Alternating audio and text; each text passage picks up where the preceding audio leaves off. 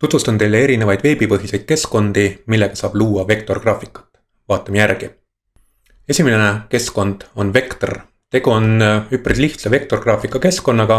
Te ei pea siia isegi mitte kasutajat registreerima ja te saate hakata siin kohe erinevaid kujundeid ja asju joonistama ja lisaks siis nendega tegema keerukamaid liigutusi ja erinevaid filtreid ja värviefekte lisama. Järgmine keskkond on Gravidesigner ja tegu on juba siis oluliselt keerukama keskkonnaga või ütleks siis, et oluliselt võimaluste rohkema keskkonnaga. Et jällegi vektorgraafika programm või vektorgraafika keskkond, kus te saate erinevaid kujundeid joonistada, aga siin on lisaks siis olemas terve hulk erinevaid filtreid, efekte, värvide üleminekuid, värvide sulatamisi, nii et võimalused on kindlasti palju suuremad kui Vectoris. Kolmandaks Method Draw ja selle programmi puhul on tegu imelihtsa vektorgraafika programmiga, kus võimalusi on vähe, aga seest on seda ka võrratult kerge õppida, nii et esimese paari liigutusega hakkad juba graafikat looma ja erinevaid töövõtteid avastama. Siin puuduvad filtrid ja puuduvad sellised keerukamad efektid, aga kõik sellised esmased vektorgraafika töövahendid on siin ilusasti olemas, nii et sellise skeemi ja graafikuid väga lihtne luua.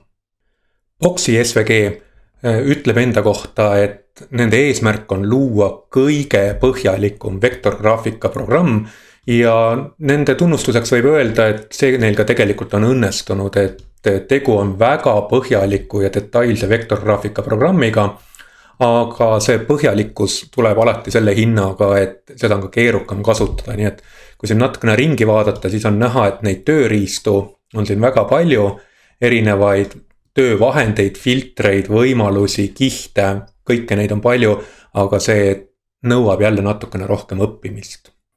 Ja lõpetuseks Canvas, see on nüüd selline vektorgraafika keskkond, kus te saate jällegi veebipõhiselt tööd teha, aga see ei ole selles mõttes täitsa tasuta, et siin selle töö allalaadimiseks või salvestamiseks peate siis paraku maksma päeva või kuu tasu, aga niisama joonistamise jaoks on ta jällegi tasuta kasutada. Kindlasti jällegi üks üpris põhjalik ja detailne programm, aga samas kui teil on olemas juba tasuta võimalused, siis võib-olla see ei ole teie esimene prioriteet. Nüüd milliseid neist keskkondadest ma teile soovitaks, ma arvan, et alustada on kõige lihtsam Vectoriga ja kui te soovite sellist hästi detailset või hästi võimaluste rohket keskkonda, siis proovige järgi seda Boxi SVG-d, aga lisaks nendele keskkondadele on siin blogipostituses all veel mõned keskkonnad, nii et katsetage neid kõiki ja leidke oma lemmik.